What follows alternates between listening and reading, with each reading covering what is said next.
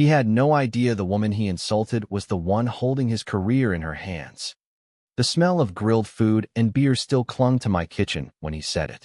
I was standing by the counter, hands damp from washing up, trying to play the perfect host while my husband laughed with his work friends in the living room.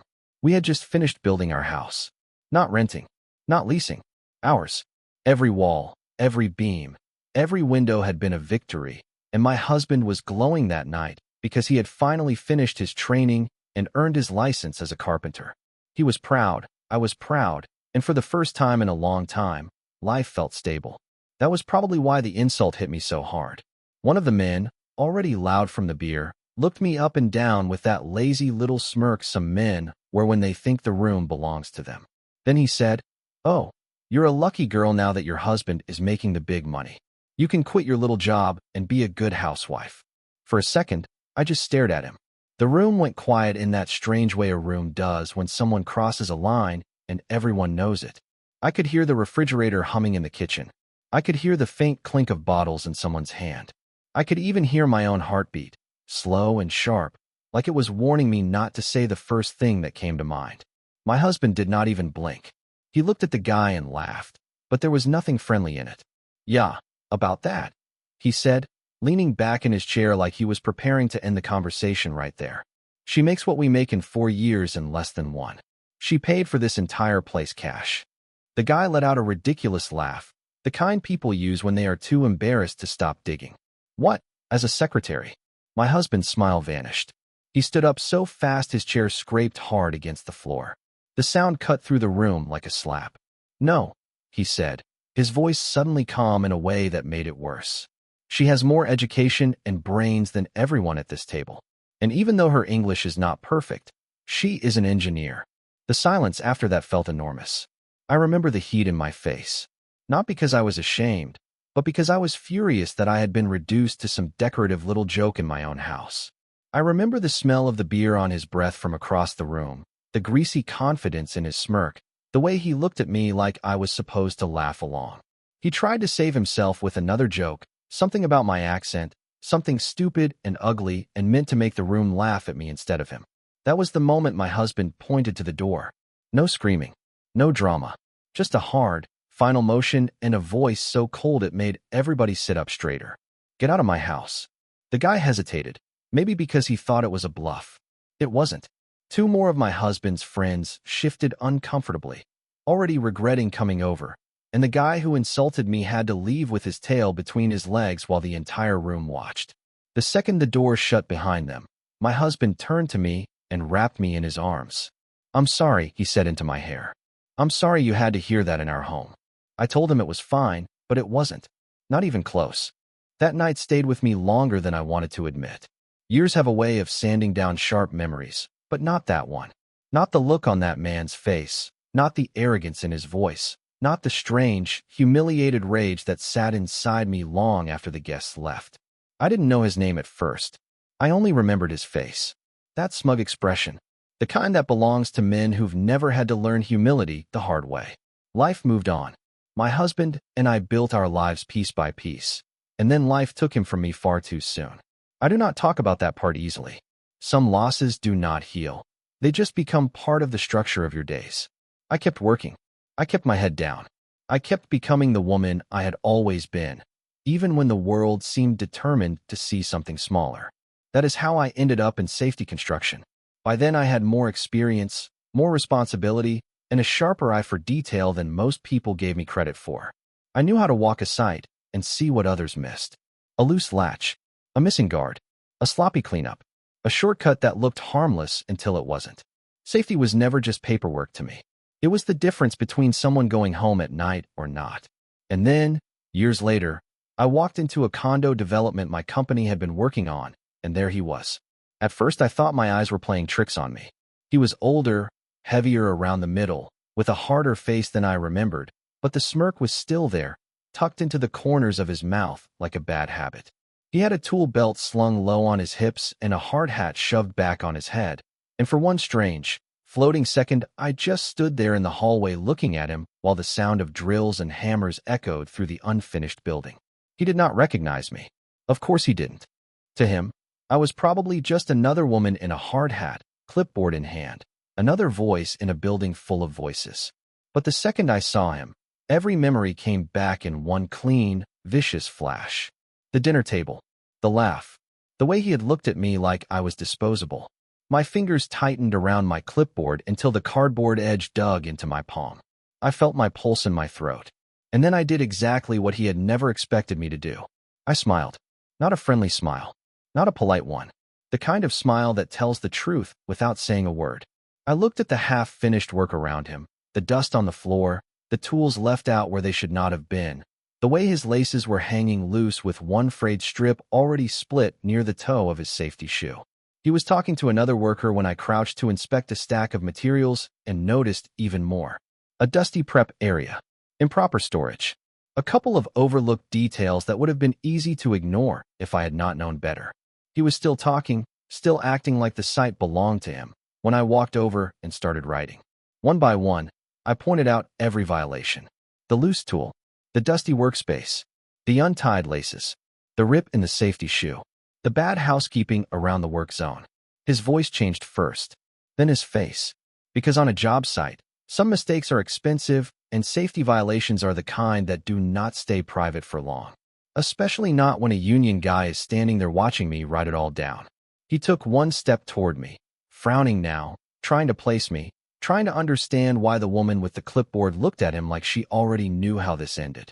I could feel the whole site narrowing around us, the air heavy with that dangerous little pause that comes right before someone realizes they are in trouble. And then I said the words that made his expression finally crack. Funny, I told him, keeping my voice calm. You used to have a lot to say about women who worked. His eyes widened just a little. Not enough. Not yet. But enough for me to know he had finally started remembering. And as the union guys turned to look, and I kept reading the violations off my sheet, I saw the exact moment he understood that this was not random. This was not bad luck. This was me. He swallowed hard, staring at me like he had seen a ghost. Then his phone started ringing, and when he looked down at the screen, his face went completely white. The phone kept ringing. For a moment, he just stared at it like it might explode in his hand. His fingers hovered over the screen, hesitant, like he already knew that whatever waited on the other end wasn't going to help him. Around us, the noise of the site faded into the background. The drills, the shouting, the metallic clanging, all of it felt distant compared to the tension tightening in that small space between us. Answer it, I said calmly, jotting down another note on my clipboard. He glanced at me, then back at the phone. His jaw clenched before he finally swiped to accept the call. Yeah. His voice came out rough, defensive. I'm in the middle of. He stopped. I didn't need to hear the other side to know what was being said. I watched it happen in real time. The slow drain of color from his face, the tightening around his eyes, the shift from irritation to something much closer to panic. Yeah, I know, he muttered, turning slightly away from me as if that would somehow hide him. No, it's not like that. I can fix it. It's just. His eyes flicked back to me. I held his gaze and didn't smile this time. Because this wasn't about satisfaction yet. This was about control. I understand, he said into the phone, quieter now. No, I get it. I'll handle it. He ended the call and stood there for a second, completely still. Then he exhaled hard, rubbing his face with one hand before looking at me again. Really looking this time. Recognition hit him fully now. You, he said. Not a question. I tilted my head slightly. Me. There it was, that same arrogance from years ago, but weaker now, cracked around the edges. This is what? Some kind of payback. I didn't answer immediately. Instead, I flipped a page on my clipboard, deliberately slow, letting the silence stretch until it started to suffocate him. Payback. I repeated finally, my tone neutral. No. This is a safety inspection. A couple of the union guys nearby shifted closer, pretending not to listen while clearly listening to every word. He noticed them too. I could see it in the way his shoulders stiffened. You're writing me up for every little thing, he said, lowering his voice. Everyone leaves tools out sometimes. This is normal. I nodded thoughtfully, as if considering his argument. Normal doesn't mean acceptable. His lips pressed into a thin line. Come on, don't do this. And just like that, the tone changed. Gone was the smirking guy from my living room. Gone was the man who thought he could reduce me to a stereotype with a single sentence. Now he sounded careful, almost desperate. It would have been satisfying if it didn't also remind me how easily people change when consequences show up. You remember that night? I asked quietly. He hesitated. Look, in my house. I continued, cutting him off. You told me I should quit my little job and become a good housewife. A few heads turned now. The air shifted. Conversations nearby slowed just enough for people to catch fragments. His face tightened. That was years ago. Yes, I said. And yet, here we are. He ran a hand through his hair, clearly frustrated. I was drunk. I didn't mean anything by it. That almost made me laugh. Didn't mean anything. The words echoed in my head, hollow and familiar. People like him always said that, as if intent erased impact, as if humiliation just disappeared because time passed. I stepped closer, lowering my voice so only he could hear me now. You meant exactly what you said, I told him. You just didn't expect to ever see me again. He didn't respond. Because he knew it was true. I straightened up and went back to my clipboard, flipping through the pages. Let's continue, I said, my voice returning to that calm, professional tone that made it impossible for him to argue without looking worse. I pointed toward the workspace. Improper food handling in a contaminated zone. That's another violation. His head snapped up. I wasn't even the one eating. You're responsible for your area, I replied without missing a beat. That's not. I looked at him. Just looked. And he stopped talking. The power dynamic had flipped so completely, it almost felt surreal. Years ago, he had stood in my home and tried to make me feel small. Now he stood in front of me, surrounded by witnesses, unable to say a word without risking digging himself deeper. Each of these violations, I continued, tapping the clipboard lightly, triggers mandatory corrective action. He swallowed. What kind of action? You already know, I said. And he did. I saw it in the way his shoulders sagged just slightly, the way his eyes darted toward the other workers, calculating who might already be judging him, who might report back, who might laugh later. For union workers, I added, keeping my tone matter of fact, that means a 2-week safety course. 2 hours a night. Unpaid. I didn't even have to say it out loud. His jaw tightened again. You're serious. Very. This is overkill. This is policy. We stood there for a moment, locked in that quiet standoff. Around us, the site slowly came back to life, but the tension lingered like a storm that hadn't fully passed. Then he tried one last thing. Look, he said, lowering his voice again, stepping a little closer. We're both adults here. There's no reason to escalate this. You've made your point. My grip on the clipboard tightened. There it was again. That assumption, that this was about emotion, about proving a point, about ego. He still didn't get it. I met his eyes, letting every word land slowly and clearly. This isn't about making a point. Then what is it about? He asked, frustration creeping back in. It's about accountability. He scoffed, but it sounded weak. For something I said years ago? No, I said. For what you're doing right now. I turned the clipboard so he could see the list. Line after line. Small things, maybe. Easy to ignore. Until they weren't. This is how accidents happen, I continued. Not one big mistake. 100 small ones nobody bothers to fix. He stared at the page.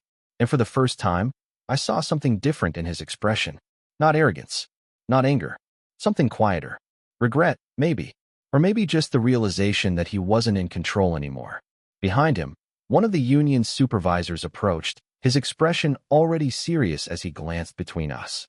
Everything good here? I handed over the report without hesitation.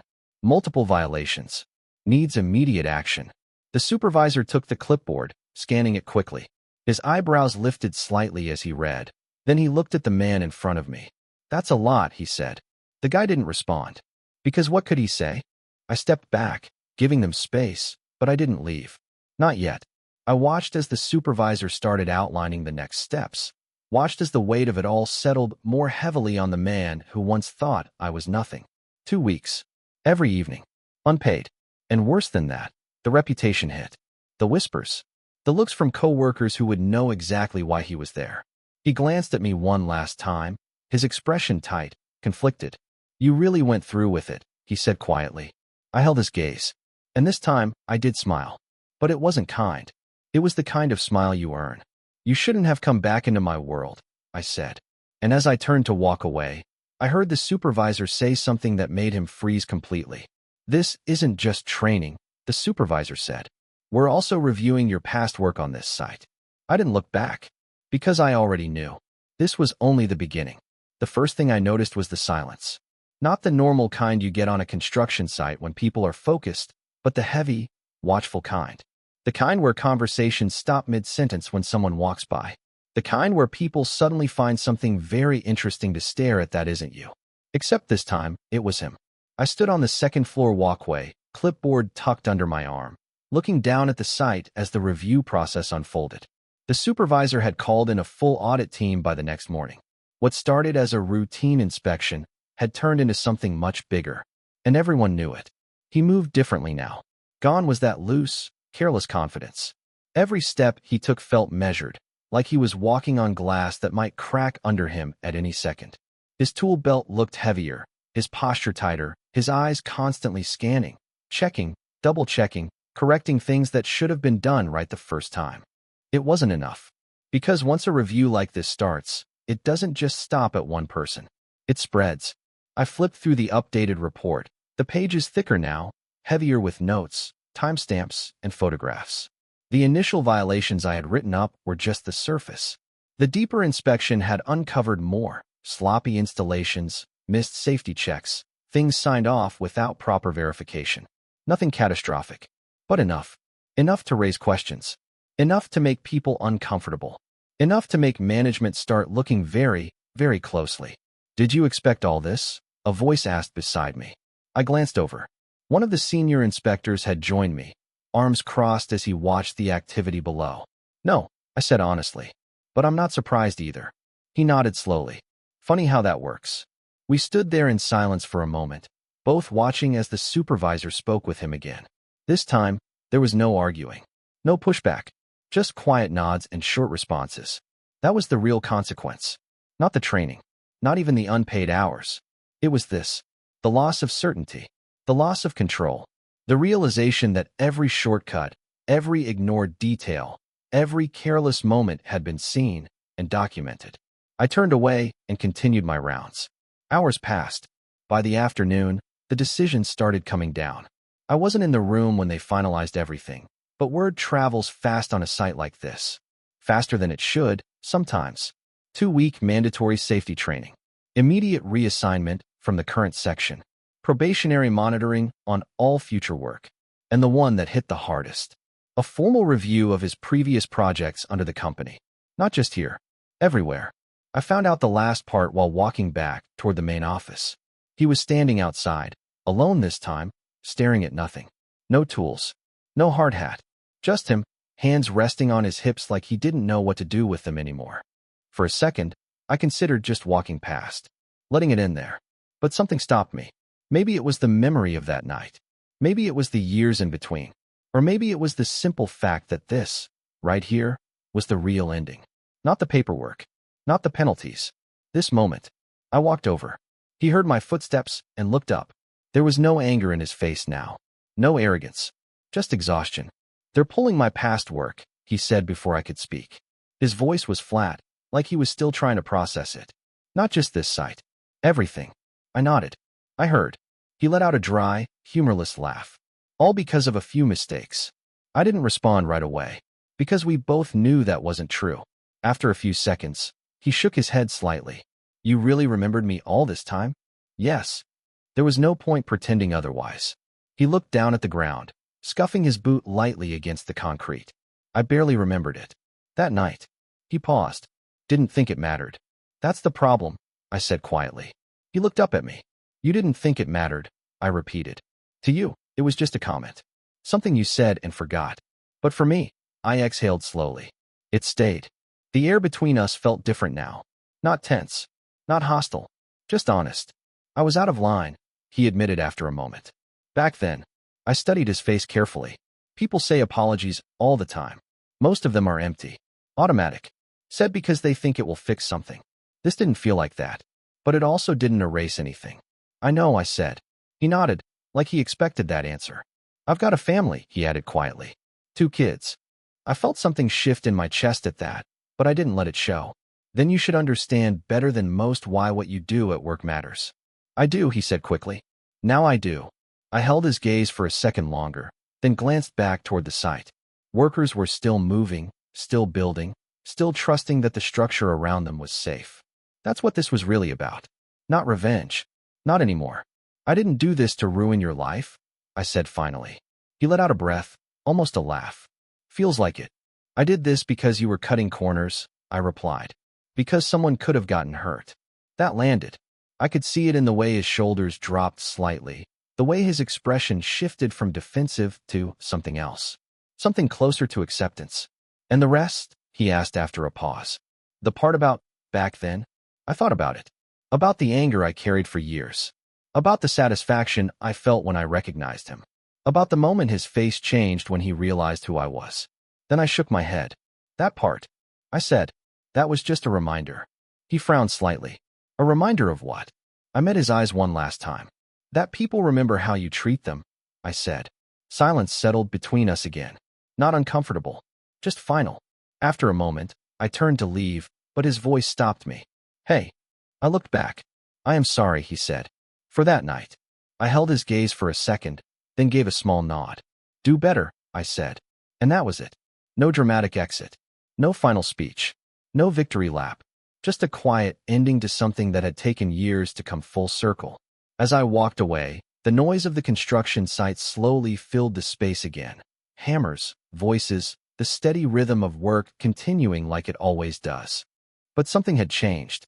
Not just for him. For me too. Because the truth is, revenge doesn't always look the way people expect. It's not always loud or explosive. Sometimes it's quiet, controlled, precise. Sometimes it's just doing your job better than anyone else. And making sure the right people finally understand the cost of underestimating you.